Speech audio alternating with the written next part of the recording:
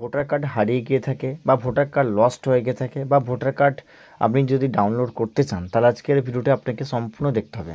তো চলুন বন্ধুরা, দেরি না করে ভোটার কার্ড কীভাবে ডাউনলোড করতে হয় অনলাইনে সে প্রসেসটি দেখানো যাক।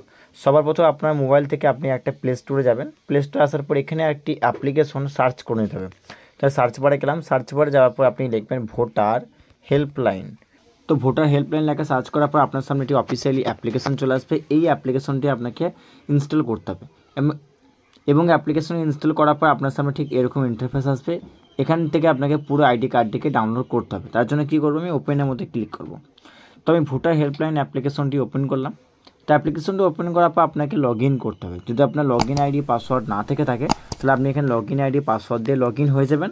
আর আপনি যদি লগ ইন আইডি বানাতে চান তো ইজিলিভাবে সাইন ইন করে ভোটার আইডি কার্ড নাম্বার এবং আপনার যে মোবাইল নাম্বার আছে সেগুলোকে এন্টার করার পরে ওটিপি দিলেই আপনি কিন্তু এখানে একটা অ্যাকাউন্ট ক্রিয়েট করতে পারবেন।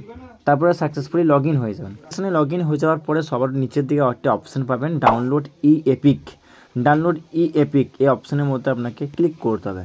তো এই অপশানের মধ্যে আসার পর আপনার সামনে এরকম অপশান চলে আসবে। এখান থেকে আপনাকে যে অপশানটি আছে yes I have epic number, আপনার কাছে যদি ভোটার কার্ডের নাম্বার থাকে তাহলেও ডাউনলোড করতে পারবেন। এবং আপনি যদি নতুন ভোটার কার্ড অ্যাপ্লাই করে থাকেন বা ভোটার কার্ডে কোনো কারেকশান করে থাকেন তাহলে কিন্তু একটা রেফারেন্স নাম্বার জেনারেট হয়।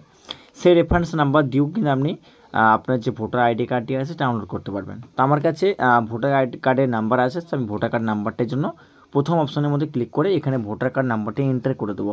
তারপরে বন্ধুরা দেখতে পাচ্ছেন এখানে সিলেক্ট স্টেট, এখান থেকে আপনার যে স্টেটটি আছে সেই স্টেটটি সিলেক্ট করে দেবেন।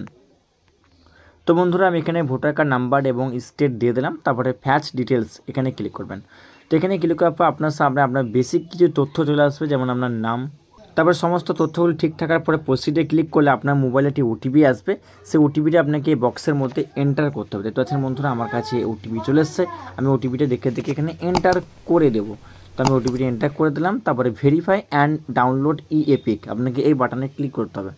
তো এই বাটনে ক্লিক করে দিলে কী হবে, সরাসরি কিন্তু আপনার মোবাইল ফোনে একটা পিডিএফ রূপে কিন্তু ভোটার এপিকটা ডাউনলোড হয়ে যাবে। অর্থাৎ ভোটার কার্ডটি পুরোপুরিভাবে পিডিএফ রূপে ডাউনলোড হয়ে যাবে। আপনি চাইলে জুম করে দেখতে পারেন, আপনার সমস্ত তথ্য এখানে দেখতে পাবেন, আপনার নাম, আপনার ফটো এবং সমস্ত ভোটার কার্ডে যা যা ইনফরমেশন থাকে সব কিছু পাবেন এবং বোথ সাইড পাবেন। গ্যাপে বা কোনো স্টুডিওতে তখন কী করবেন, আপনি এই যে শেয়ার বাটনটি আছে এখানে ক্লিক করে আপনি কিন্তু ইমেল করতে পারবেন এবং হোয়াটসঅ্যাপ করতে পারবেন। এবং ডাউনলোড যে বাটনটি আছে এখানে ক্লিক করলে ফাইনালি আপনার এসডি কার্ড বা আপনার যে ফোন মেমোরি আছে সেখানে ডাউনলোড হয়ে যাবে। এই ছোট্ট ভিডিওটির মাধ্যমে আপনাদেরকে দেখানোর চেষ্টা করেছি কীভাবে মোবাইল ফোনের একটি অ্যাপসের মাধ্যমে ভোটার কার্ড ডাউনলোড করবেন। আশা করছি আপনি ভিডিওটি দেখে কিছু বুঝতে পেরেছেন।